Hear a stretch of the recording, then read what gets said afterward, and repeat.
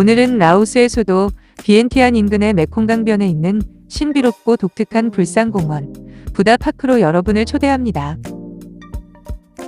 부다파크는 비엔티안에서 남동쪽으로 약 25km 떨어진 메콩강 유역에 위치해 있습니다. 비엔티안 시내에서 택시를 타고 메콩강변을 따라 라오스 태국 우정의 다리 이민국 앞을 지나 10분 정도 더 가면 도착합니다.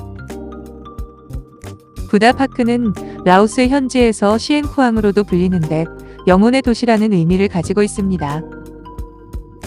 이곳은 단순한 공원을 넘어 불교와 힌두교의 철학이 한데 어우러진 예술과 영혼의 공간입니다. 이 공원은 1958년 라오스의 승려이자 조각가인 불루아 수리랏에 의해 만들어졌습니다.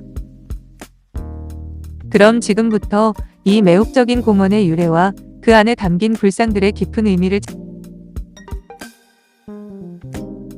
그는 힌두교와 불교 신화에 모두 영감을 받아 다양한 신과 인물을 조각으로 묘사하고자 했습니다. 수리랏은 베트남에서 힌두교 현자와 함께 공부하며 불교와 힌두교의 원리를 통합하려는 자신만의 종교적 신념을 콘크리트 조각으로 형상화하고자 했습니다.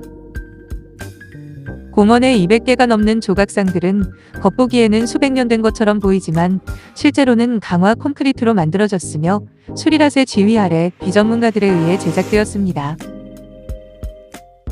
1975년 라오스의 사회주의 정부가 들어서면서 종교 탄압이 심해지자 불루아 수리랏은 자신의 고향인 태국 농카이로 피신하게 됩니다.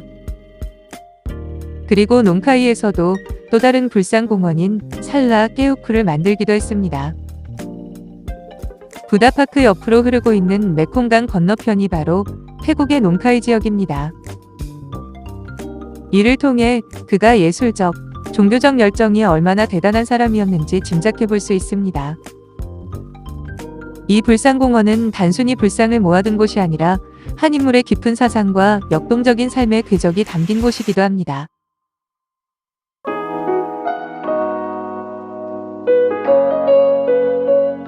부다파크에 들어서면 약 200여 점이 넘는 조각상들이 방문객을 맞이합니다. 이곳의 조각상들은 일반적인 불상과는 사뭇 다른 모습을 하고 있습니다. 여러 얼굴과 팔을 가진 힌두교와 불교의 다양한 신화 속 동물들, 심지어는 악마의 형상까지 기괴하고 인상적인 조각상들이 전시되어 있습니다. 어떤 조각상들은 다소 우스꽝스럽게 보이기도 하지만 이는 불루아 수리랏이 종교적 경계를 허물고 모든 존재를 아우르려 했던 그의 통합적인 시각을 보여줍니다. 공원에서 가장 눈에 띄는 조각상 중 하나는 길이가 약 40m에 달하는 거대한 와불상입니다.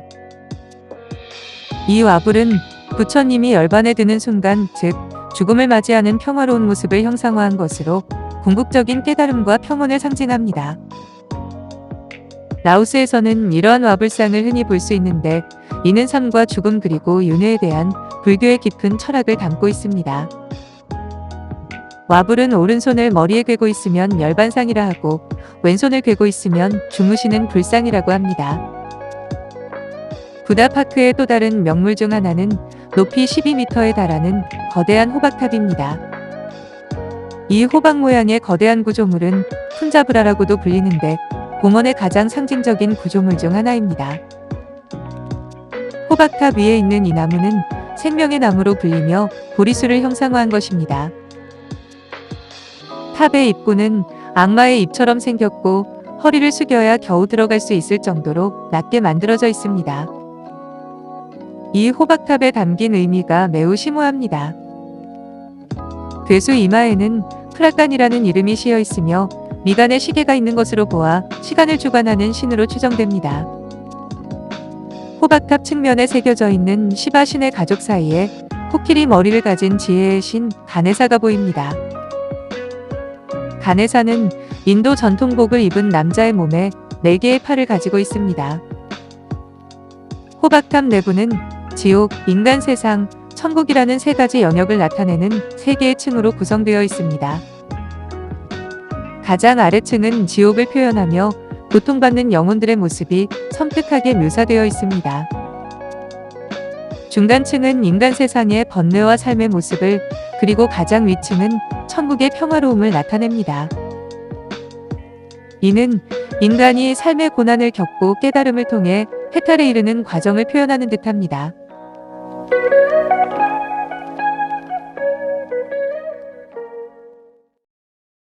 좁고 어두운 계단을 따라 꼭대기에 오르면 부다파크 전체를 한눈에 볼 수 있는 탁 트인 전망을 마주할 수 있습니다. 공원에는 불교 조각상 외에 힌두교 신들의 조각상들도 많이 전시되어 있습니다. 이 가루다 조각상은 인간의 몸에 독수리의 머리와 부리, 날개, 다리, 발톱을 가지고 있는 신으로 묘사됩니다. 대지의 여신 프라메 토라니는 보리수 아래에서 명상에 잠겨있는 부다를 유혹하려는 악마 마라를 머리카락에서 흘러내려온 차가운 물로 쓸어버리는 모습으로 표현되어 있습니다. 이 조각품은 눈, 귀, 혀, 코, 몸, 심장 등 육감으로 구성된 인간의 육체를 나타내고 있습니다.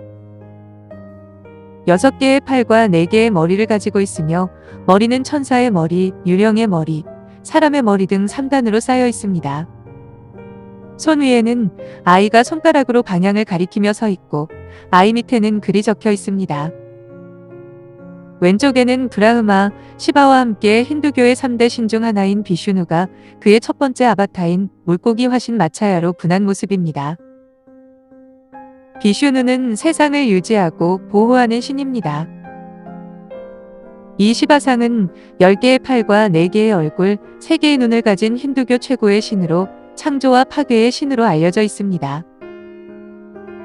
도끼, 창, 삼지창을 든 채 소를 타고 있는 모습으로 표현되어 있습니다.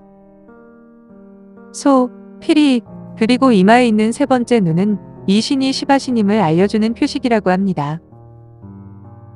드루가는 10가지 무기를 손에 들고 있고 시바의 아내인 파르바티가 여전사로 변신하여 황소 악마를 제압하는 모습을 하고 있습니다.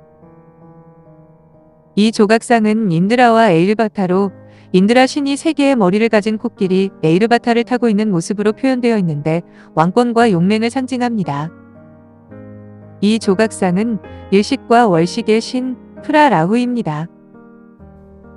프라라후가 달을 잡아먹다가 너무 차가워서 뱉어내면 월식이, 해를 잡아먹다가 너무 뜨거워서 뱉어내면 일식이 생긴다고 합니다. 라오어로 나기라고 부르는 나가는 7개의 뱀머리를 가진 가상의 동물로 거친 폭풍 속에서 명상하는 부다를 지켰다는 전설이 전해지고 있습니다. 라오스 사람들에게 나가는 물과 생명력의 상징이자 수호신으로 여겨지는데 대부분의 사원의 대문과 본당 계단의 좌우를 나가가 지키고 있는 이유도 이 때문입니다.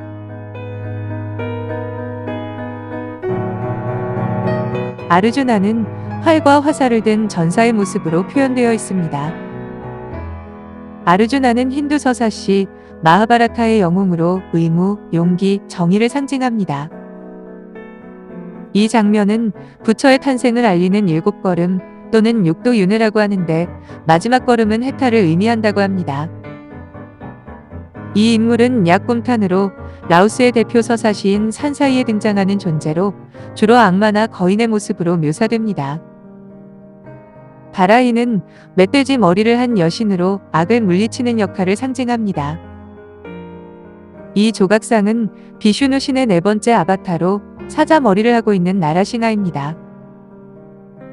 이 조각상은 비슈누 신의 10번째 아바타인 칼키 신인데 백마를 타고 재림하는 신으로 알려져 있습니다. 이 동상은 힌두교의 대표적인 신 중 하나인 원숭이 신 하누만입니다. 비록 콘크리트로 만들어진 조각상들이지만 그 안에는 불교와 힌두교의 오랜 역사와 철학, 그리고 한 예술가의 독창적인 정신세계가 부스란히 담겨 있습니다.